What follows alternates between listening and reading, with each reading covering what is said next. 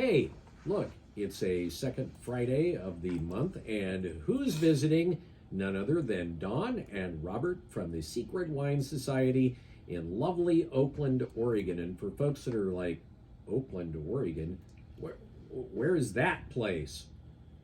Well, 40 minutes south, depending on how fast you drive. But yeah, exit 140, 1.5 minutes right off the highway. All right. And by the way, I like the way you're rocking the beard now. You're letting that grow out. And well, you too, Don. My wife's getting on me about it. I did get rid of the caps. I got my hair cut.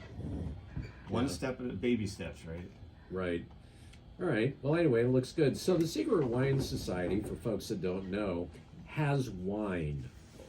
Why did you call it Secret Wine Society as opposed to just Oakland Wine Society or the Wine Society? Why secret? Well, so the story behind that, we were on a trip through Virginia and then cutting up through West Virginia. I don't know if you've heard of the New River Gorge Bridge.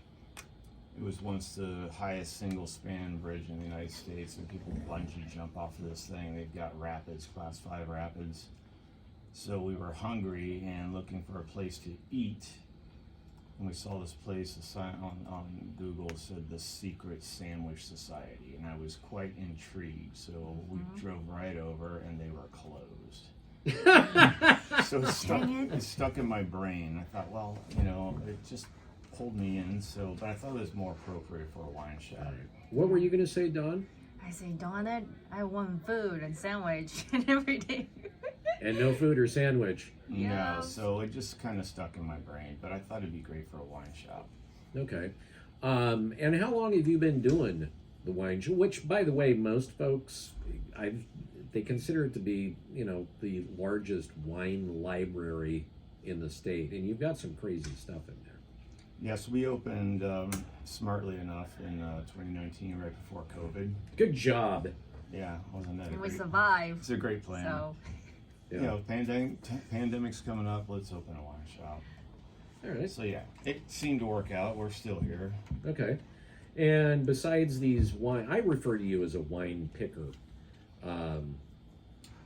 Going around to these different wineries and finding stuff that they've just had sitting somewhere in a cellar that they just never got rid of. One of the things is, the consumer's in a very bad position because what you have is you have way too much wine. You've got the marketing machine going with these scores, which really aren't relevant. There's a whole story behind that, but that can be gamed. And so, obviously on top of that, there's not a lot of information on these labels. Mm-hmm. So you really have to hunt for the good stuff. You could easily spend a lot more money than you need to. Basically, there's no one-to-one correlation between quality and price. So what we do is we taste everything before it gets into the shop, or I don't buy it. We basically don't have bad vintages.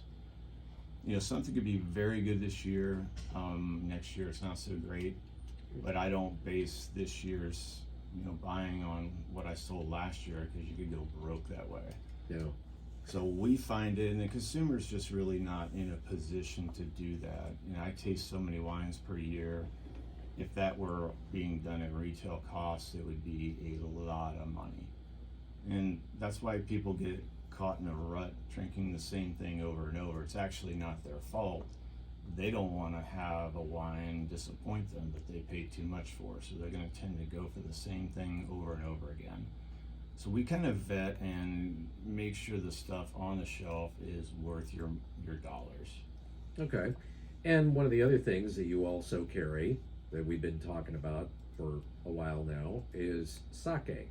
And you have brought in 3 disparate types of sake that kind of fall into different crazy categories. So yeah, so let's pass this one around. We've got 3, like you said, very different sakes. And I'll pass this one over to you. Okay. So the first one is made in Uozaki. So this is part of the Nara Gogo, the Nara region we talked about. So this is in Hyogo Prefecture, and this is made out of 2 types of rices, and one is Yamada Nishiki, which, as we talked about, is the king of sake rice. But it's also 55% Omachi, Bizen Omachi, which is a famous area for this particular type of rice. And both rices have been milled down to 50%, which is why this is called a Daiginjo. I love this sake. It's really different. I don't know. What do you think, Rob? It's very smooth. I mean, if you're, I'm It's just very curious smooth. what's the thinking behind taking a rice that you said was kind of the king of all, and mixing it with another one that's, you know, maybe not subpar, but just doesn't have the dynamics. Well, so it wouldn't be subpar. The reason that Yamada Nishiki is the #1 rice, it's not because it's better. It does make fantastic sake, but the reason they use it so much is that it's consistent in the brewery. In other words, you know, when you're soaking the rice and doing all these things, they time these activities with a stopwatch. And they'll keep a journal. Okay, so the rice comes in last year to get the effect we want.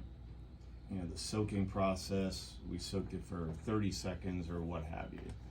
And it's going to be consistent to what they did the previous year. But with Omachi is much more difficult to work with. It makes great sake, but it's a lot more work and a lot more inconsistent. So in other words, you've got to do a lot more experimenting just to dial it in for Right. every single year. This is fantastic sake. It has kind of a watermelon rind thing going. Kind of maybe cucumber. I always think cucumbers and like fresh cucumbers and watermelon rind are kind of Yeah, I guess. in the same sort of. But no, it's more watermelon rind. So you were one of those kids that scraped the melon all the way down into the white part. I Yeah, love that. I know, I did too. But it does have that effect going on. It's on the front end. I really noticed. I mean, I'm sure it's only 20% alcohol, like pretty much all of them are. But I noticed the alcohol more on this than I have in some. This one is 15%. So this is even less than some, but I Yeah. notice it more. I don't know why. Yeah, Right. so it doesn't have, it's not as fruit forward for one. Mm-hmm. It's like the next one we get to is going to have way more fruit. But you're going to want to look for Omachi rice. And some of these that are made with 100% Omachi are super interesting. It'll end up being one of your favorite sake rices. And so I'd recommend when you're out at a sake bar or any place that serves it to ask if they have any sake made with Omachi rice. You're saying sake bars. Like, where do you even find one? Well, We even hopefully have any? Hopefully they'll pop up. Well, you can come down to we the kinda Secret have Wine one going Society. Okay, so I have to come down and visit you. Yeah, and the nice thing is, like I said, when you open these bottles, they don't go bad, so you can glass pour these without worrying about the stuff, you know, getting fried like you would a white wine.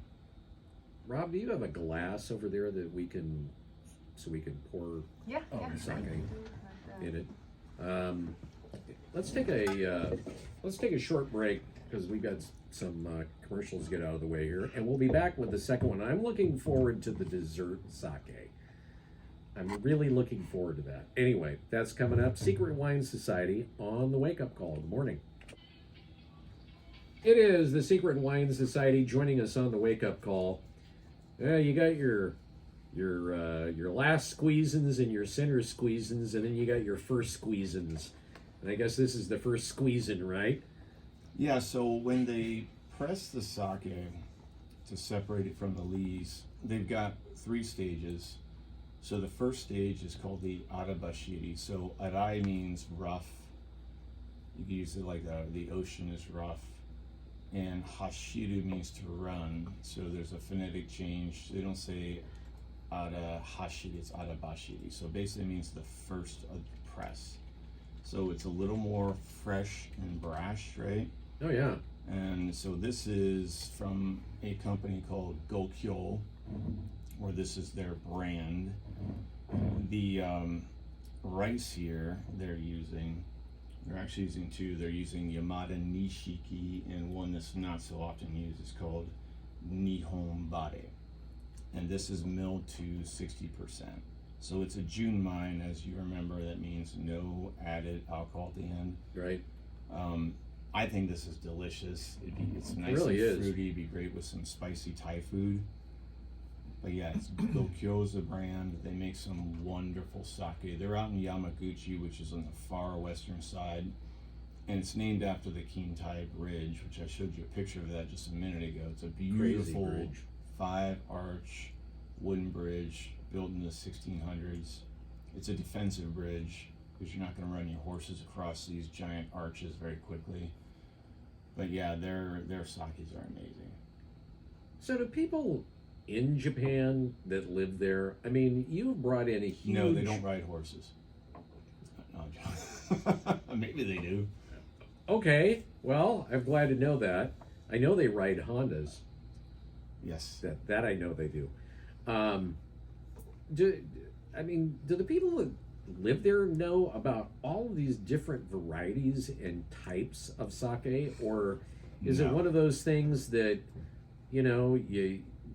somebody serves them one and they like it and they just go with that, or it's like a family thing? No, so basically it's like thinking, hey, bourbon is made in the United States, so if you live in the United States, you're a bourbon expert. It's not that way. So I watch a lot of Japanese language videos about sake, and there's a lot of them. They call it Shoshinsha Muke, so they are for beginners. Like, this is sake, this is what just like we're talking about it. Yeah, it's like certain scotches that, it's like Glenfiddich. It's like your beginner scotch. Everybody tries Glenfiddich. Right, so the Japanese, and they don't know necessarily, unless they're a sake person, and the younger people, there's kind of a resurgence, but it used to be something that Dad drank, right? So they would drink other stuff. And they've got other types of alcohol like shochu and all this other stuff. And they drink a lot of beer. Like when you go to Japan with us in the spring, every time you go to an izakaya, it's all like lagers. They don't have IPAs. Most people are drinking beer everywhere. So no, if you go to Japan, there was a guy from California in his 50s, and he wanted to open a business in Japan to sell wine there. And he got hooked up with this Japanese lawyer to help him with the paperwork because it's complicated. 5 minutes. And he ended up meeting John Gontner, who is famous. He's a Westerner that went and wrote all these books. And he said, "Why don't you open a sake shop?" And the guy's like, "Well, I don't know any Japanese or anything." He's like, "Doesn't matter." So he's got a place in Yokohama selling sake to the Japanese. So it's just like anything else. Japanese person that knew bourbon inside and out could sell bourbon to people here that don't know anything about it. Okay. All right. That one's good. All right, we got time for one more. We got time for one more, and we're about 4 minutes out. So, All right, let's do this. oh, that is... This okay. is very unusual. So That's this so is an 8-year aged dessert sake. So 8-year aged, is it aged in casks? It's aged in Something. enamel tanks, so there's not a lot of wood in it per se, Look at the color. but it's oxidized. Wow. Okay, so this is the first sake that actually looks like a light porter, Yeah. So or a really, really good scotch. yeah. So the Japanese term for this type of sake is called Kijoshu. Wow. And so the way this is made, if you remember when they're making the mash at the very end, they do it in 3 stages, right? And Oh, wow. I when saw they're- your face all puzzling. so think about each stage. They're adding at the very beginning. They got their yeast starter. Then they're going to add kakemai, which is just basically the rice that's been steamed. They add water and they add koji rice. Mm-hmm. They do that on the first day. Second day, they don't add anything. Third day, they double the ingredients. Fourth day, they double it again. But that last step when they make this, instead of water, they add sake. So because they're adding sake instead of water, you increase the alcohol. The fermentation stops early, so that's where you get the residual sugar, and then they age it. This stuff is fantastic. It's almost like a port. I was just gonna say this reminded that kind of port plumminess that you get with a port. This is kind of what it reminds me of. This is really different. Almost like sherry Madeira, but also like I liken it. You'll end up going on a Japan trip with us, but a lot of their sauces are like soup bases. Oh man, this would be a good for like chicken. Yeah, you'll get dishes with a tare sauce like this, like a soup base, and there'll be like tofu in it, and those smells will remind you of that like soy sauce-esque essence to it. At the risk of being gauche, how much does that cost a bottle? That's probably like $80 bottle. It's a smaller size. Ow! Right? But think about 8 years they sit on it, right? And you don't have to finish it. It's like you can sit in the fridge for weeks and weeks. How long do we have, Rob? Coming up in a minute. Okay. 50. Okay, so 2 minutes quickly. Why do they age it for 8 years? What does that do for it if they're not aging it in like oak, where it's going to get oaked or just maturation? You know, there's chemical compounds that are formed over time, like the Maillard reaction. You know, the sugars will cross-link. All these things will happen over time. You know, even if you have a wine in a glass bottle, it's changing in the bottle. But it actually comes in a box, and on the box in Japanese it says, you know, you can serve this over vanilla ice cream. Is one of the recommendations. Yeah. Oh wow, a sake float. Yeah, I There can we kind go. of see that. Yeah. All right. Well, this is, you want to taste some of these things, and I guess you've had some folks from our 15 come down there and start asking about sake. You want to find out more about that, or the Secret Wine Society's Secret Wine Club, which is completely different than you're going to find just about anywhere else. You can find them online where?